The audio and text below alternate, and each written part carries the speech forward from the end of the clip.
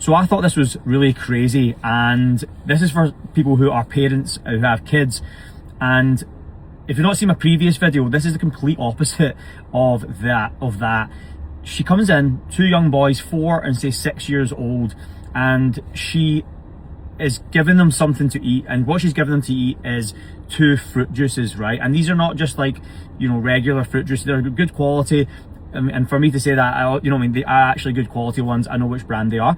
And when she was doing that, she was also explaining the importance of this. So why this is so important for them to have. She was even speaking to them in a little bit more of a deeper level of like, these are carbohydrates, these are good carbohydrates, and she was explaining there's lots of nutrients. She was explaining why these things are important to have on a daily basis to the kids.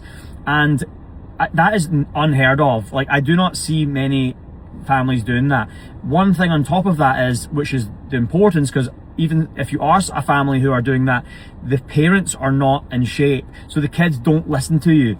And what I noticed with them, they were in shape, her and her husband were in shape, right? So they've got a perfect 2 things going there, and the only 2 things that you need is that you need to make sure you can practice what you preach, and then secondly, that you are giving them the information that they need when they're doing it practically, so they have the juice or the certain food that they're eating, and they're going to learn in a much better format that way. Because if you teach them in a very structured school format, I find that it doesn't work as well. I've worked with many kids previously, earlier in my career, and something that you'll notice is that when you do it in a more of a relaxed format, they'll be more inclined to actually stick to it.